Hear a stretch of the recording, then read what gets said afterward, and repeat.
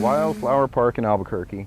I'm using the DJI Naza M version 2 flight controller system, which has autonomous flight capabilities. It uses a Google Earth plugin, so I simply pull up where I am. It uses the GPS to determine that. It's linked to my laptop using a 2.4 gigahertz control link. I also have a shortwave control, and I can take over control manually at any point in time if I need to. I've set up a little flight plan around here, around the park. I just click on my Google map, set waypoints. I tell it how fast to fly, in this case 6 meters a second. Altitude is going to be 20 meters, vertical speed 1.5. Continuous route, I've got a time limit of 320 seconds set. When it hits the time limit, it's going to come back home and land by itself. I'm telling it to do something called adaptive bank and turn, which basically just gives us a nice smooth turn. As you can tell it to stop and turn, stop and look around at each waypoint. It has a few different parameters. I can also pull up a search pattern that's already pre-programmed in here if I want to. In this case, I just pulled up a map and set waypoints. Now I'm going to upload it to the bird. I hit upload over here. Now it's going to send the mission. There's no red on these waypoints. If a waypoint is, say, underground, it'll tell me, hey, that's not possible, you can't do it. The software is pre-programmed to avoid 8-kilometer radius around airports, and that's hard-coded in there. So it sent my mission. At this point, I could tell it to go and shut the laptop off, because what it did basically was just program the bird. So the bird is programmed, and I think I remember to press the record button on the GoPro. This is a GoPro Hero 3 Black. It's recording in high def at 60 frames a second. So I've uploaded my mission. My flight cameras are working and selectable. I have the GoPro and TBS flight camera. It's a TBS 69. And now I'm just going to tell it to go, and off she goes.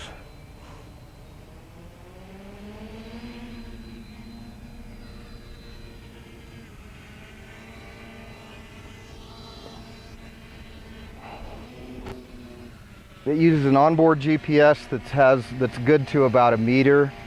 It also has a barometer for altitude. It can use a GPS and the barometer for altitude. Now I have my gimbal set up where I can control pitch, so I can look around, up and down.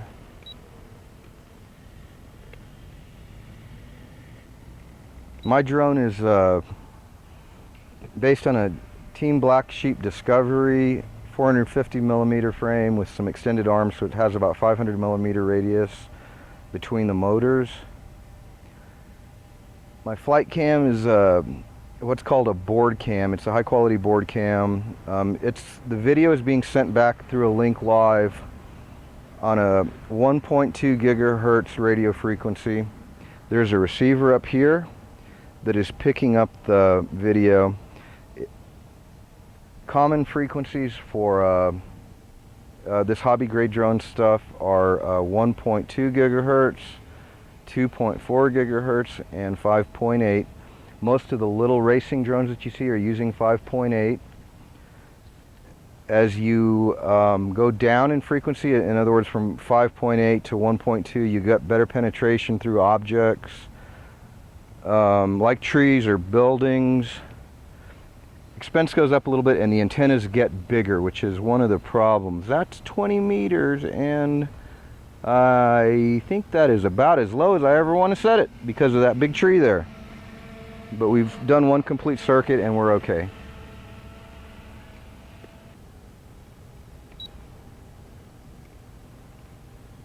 And it is flying completely autonomously right now. If I wanted to, I could take over control. But it's kind of nice to be able to set a flight plan and then let the bird do the flying and control the camera myself. Applications are things like search and rescue. Say there was someone lost somewhere and you want to find them, or there's a fire and you want to see where it's safe for firemen to go. Or say you had an event like maybe a soccer game or a wedding or a concert or something. You could look at your Google Earth plugin and say, hey, here's a center where I don't want to be, and then set a flight plan around it. Have the bird fly around that and control the camera while the bird's doing the flying.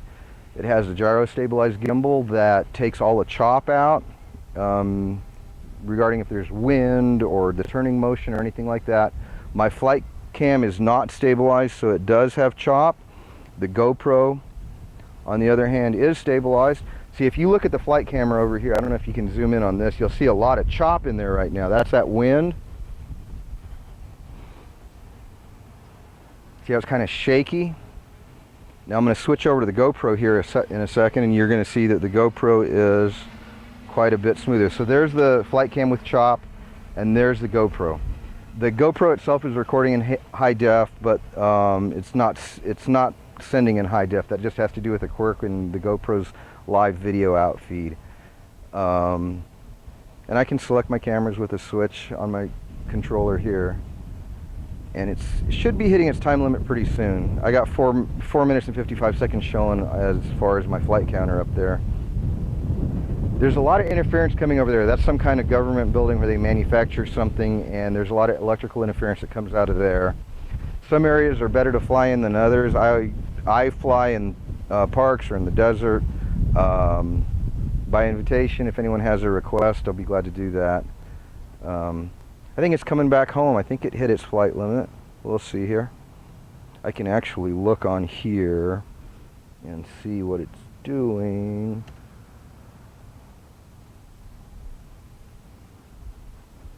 No, it's still on its pattern. And I just hit my temperature on my Windows machine here.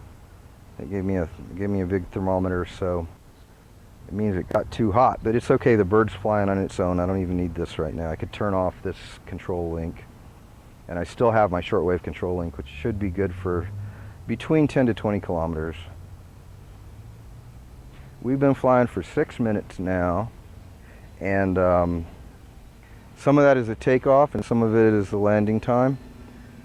So the actual flight, I think, there we go, we're trying to land. I'm going to move that toolbox out of the way because I don't remember if it was going to land there or there, but we're going to move it and let it land.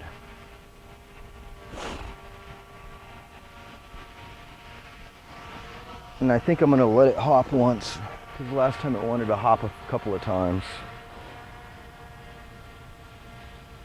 It takes its time, nice and easy.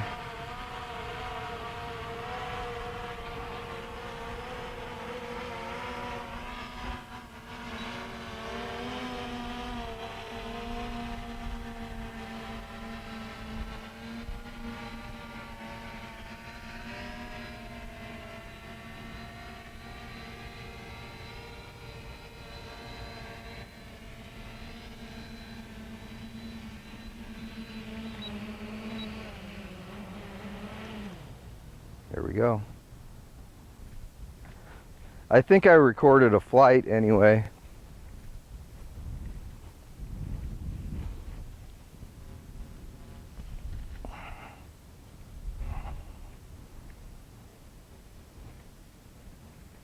I'll give you a close-up of the gimbal. And what the gimbal does is basically, you can see it stabilizing. As the bird changes its pitch or its roll, the gimbal holds the GoPro looking straight at whatever it was set at. The flight cam, you can see, is mounted to the frame, so that's why it has chop.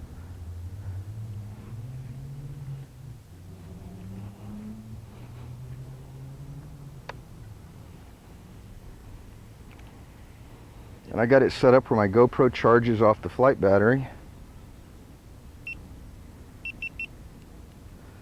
So basically I can fly, I don't have to worry about the GoPro battery. Okay, do your shout outs. Hey, shout out to Southwest Pod Racing. It's a Facebook group called Southwest Pod Racing, and we race 250 class racers here at Wildflower Park once a month. We practice regularly. It's a lot of fun. Two of our guys, Sean Taylor and Sean Stanford, just got back from Drone Nationals in Sacramento, where they did it really, really well.